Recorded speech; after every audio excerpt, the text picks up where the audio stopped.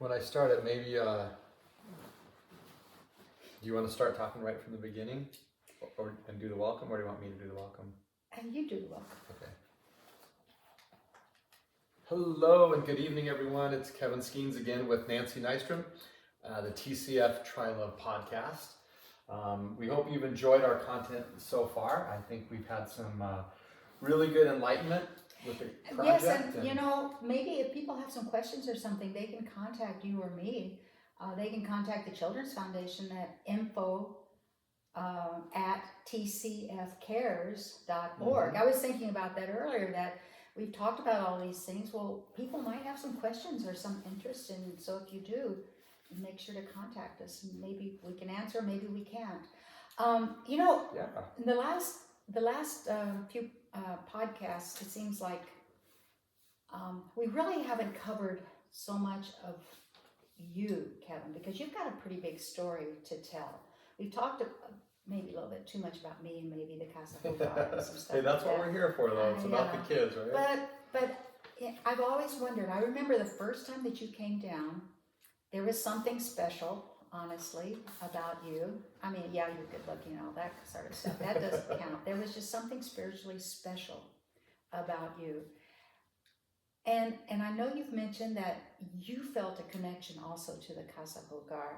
How do you feel that the Casa Hogar and our programs and your visit there and connection, how has it affected you? Well, I remember when I was attending a church in Niwot, Colorado, and there was an ad in the bulletin for a mission trip. And I had never gone on a mission trip, and I was very, very close to my daughters, who were very, very young at that time. And the thought of leaving them, even for a weekend, was really, really difficult. And I just kept seeing that ad in the bulletin about this mission trip. And I knew at that point I was supposed to go. And I honestly didn't want to go. Sorry about the coughing. No worries. I knew I was supposed to go, and I did go, and it really gave me a perspective change in my life.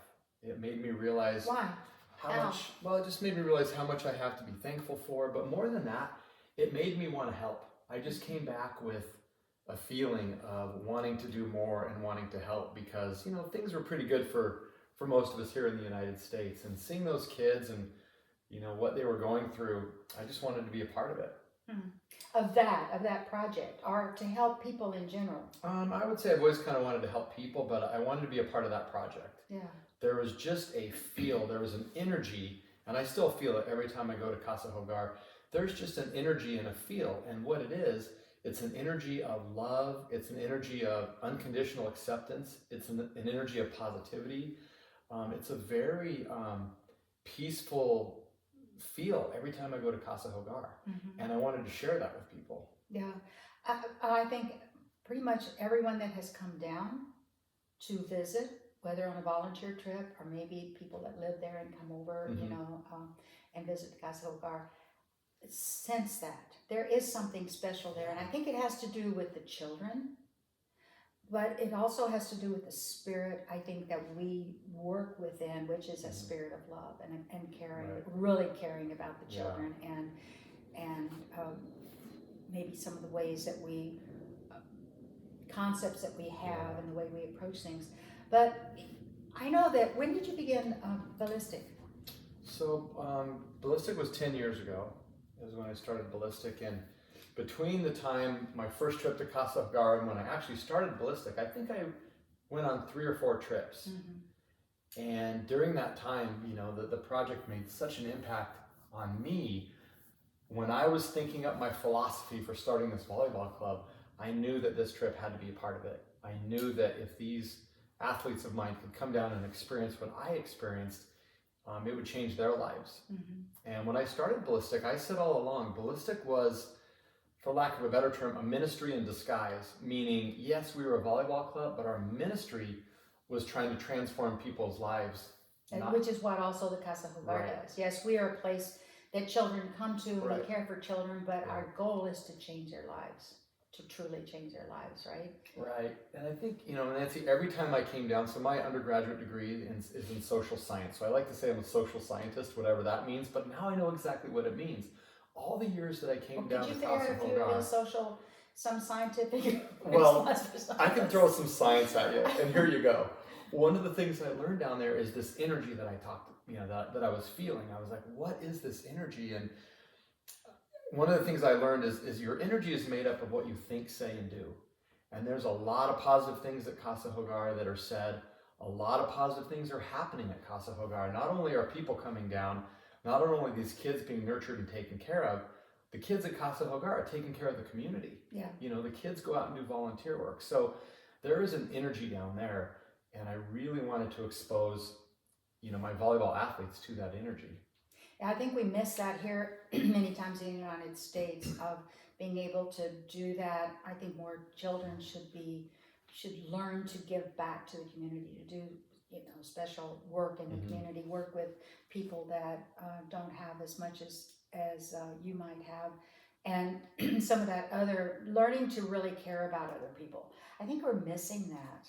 We do have people that care, but there are a lot of people that their interest level is basically themselves, and outside of that, it's not there. Wait, so when you began Ballistic, and we've talked some about this, but I just want to clarify because earlier you and I were talking about how you developed this success, this goal, and this process for success.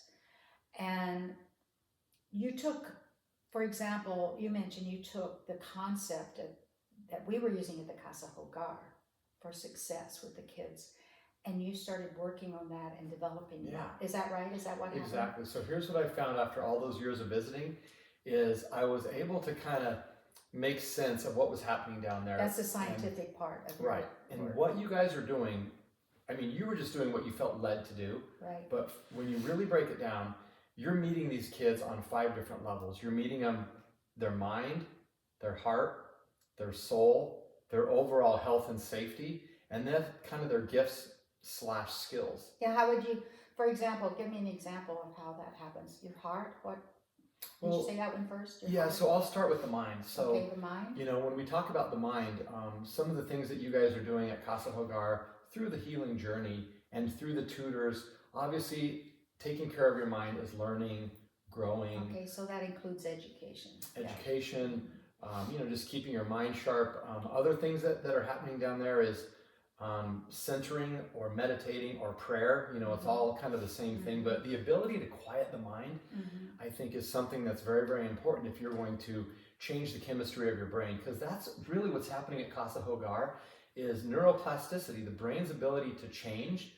You guys are promoting that by creating the right neurochemical activity in the brain through these 5 steps. So when you're getting better with your education, when you're learning more and you're growing and you're taking time to quiet your mind, you're creating some neurochemicals in your brain that help get rid of cortisol and adrenaline. The negative, the things that come Exactly. in and that try to take over from a negative perspective. And then the next thing is the heart. One of the things I think we talked about many times on the podcast already today is, taking care of the heart, which means processing hurts, processing negative emotions. We talked earlier in the podcast about journaling, having deep conversations. Anything that's processing hurt is going to help heal and produce a higher functioning individual. Most of our children come into the Casa Hogar with very severe trauma, hurt, feeling abandoned, feeling rejected.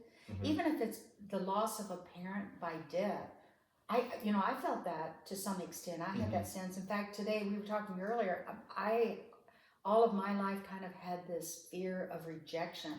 And I think it goes back to my father dying when I was, just a baby, 6 months old. Well, he died. He didn't really intentionally reject me or abandon me, but he left.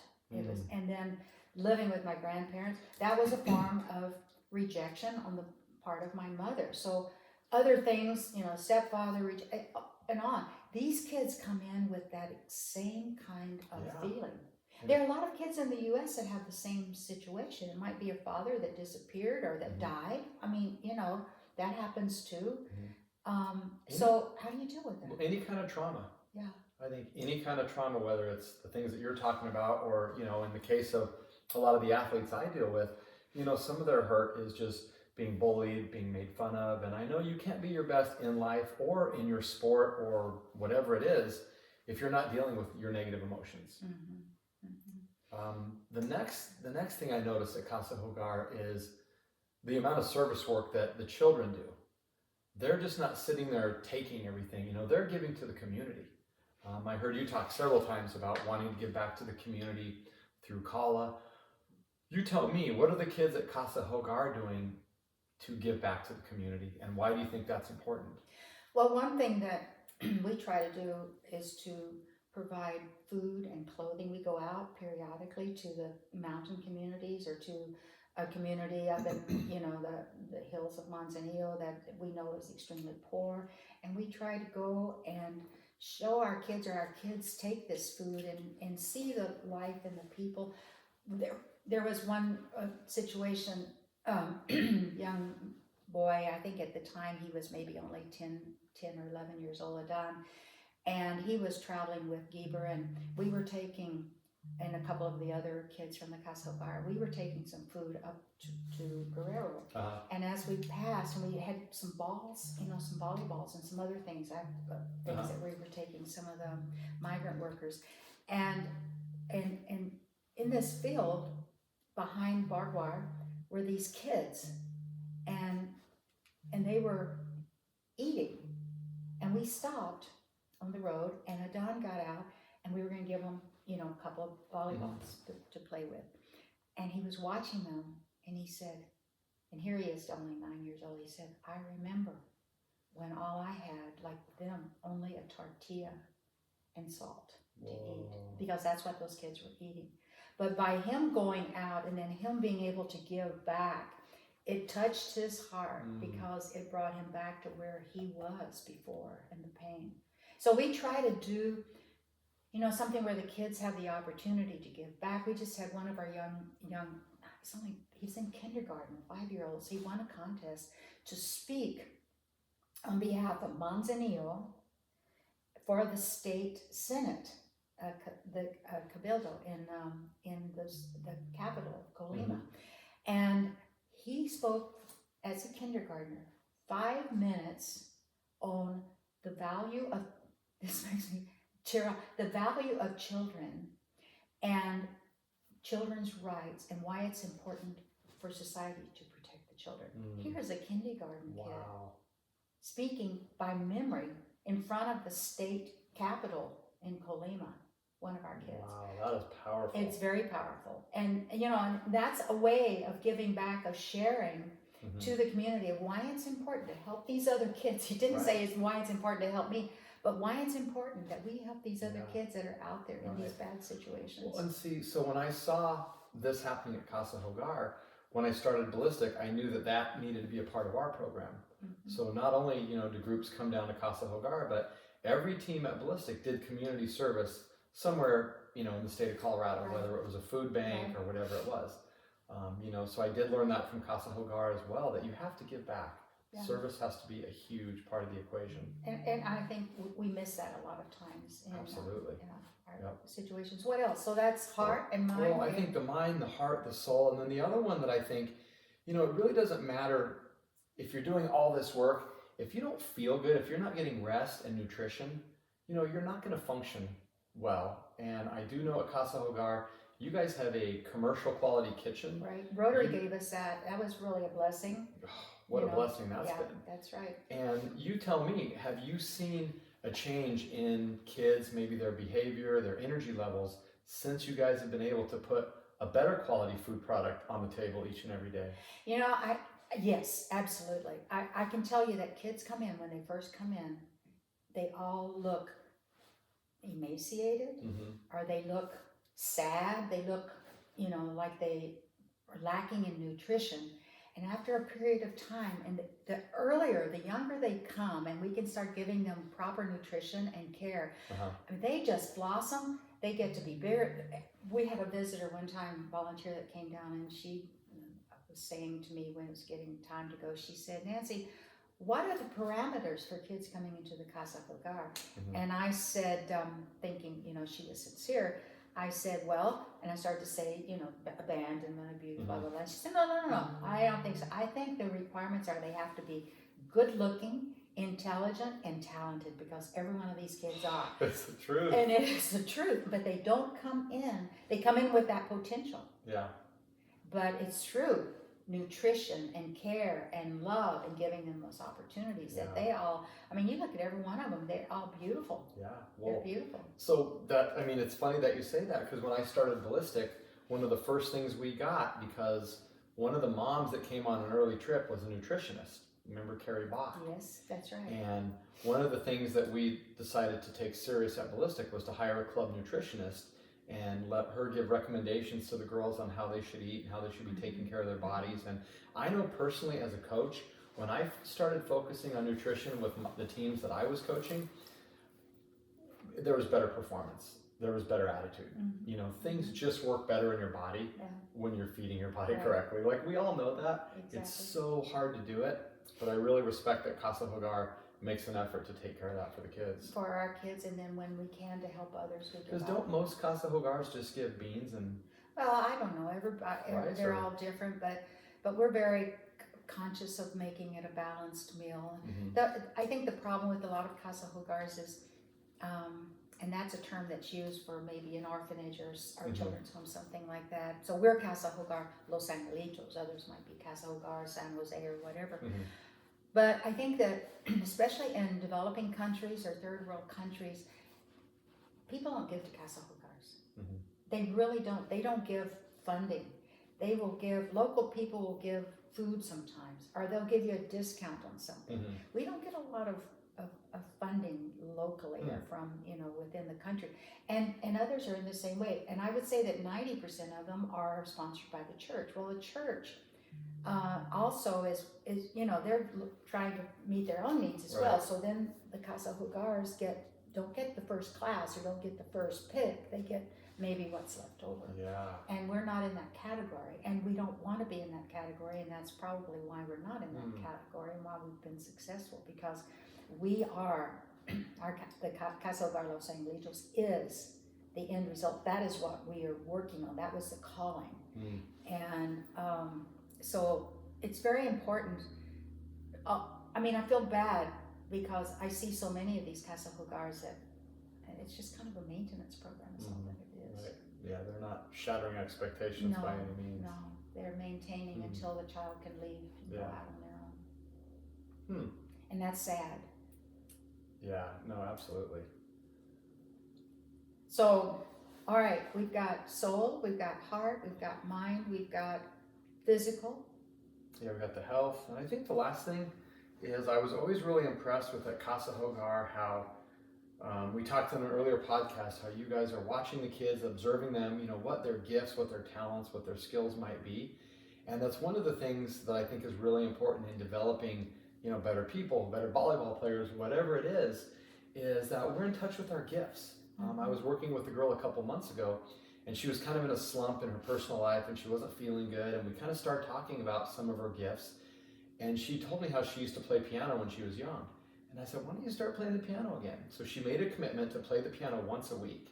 Well, I ended up seeing her about a month later, and she was telling me how much better her life was and how much happier she was. And I said, well, what happened? Thinking maybe she got a boyfriend or something dumb like that. What actually happened is she said, Coach, I've been playing the piano more and more often, and it's just bringing me such joy. Wow.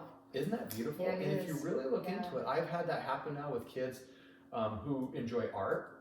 And we tell them, hey, just start drawing, just start sketching. And Nancy, I know you're sketching right now. Yeah, I just started doing that again after all these years. I used to, fiddle around with art. I have that kind of in my family. Yeah. But I didn't do anything for years and years. And just recently I've been, like in the evening or night, I think, I'm just going to, trying to do some charcoal or some pen and ink. But at the Casa Hogar, we have a variety of programs, and we keep expanding. I just love the idea that we may have our own orchestra someday, because we were given a number of instruments by a lady in Canada who worked to get them all shipped down. A band, she was in charge of the band, and they were replacing all the instruments, so they gave us, you know, a lot of their old instruments, saxophones, clarinets, trumpets, flutes, etc. It's just exciting, but we haven't had teachers until recently that could teach these instruments. So we've begun to do that. But what we require that every child do something. They can choose it, and they can change.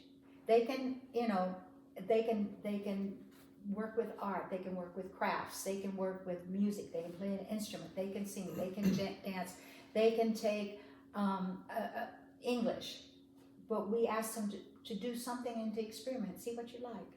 See what you like. See what you feel good at. And if they don't like it, if they don't feel good at, okay, that's okay. How about this? Would you like to do this?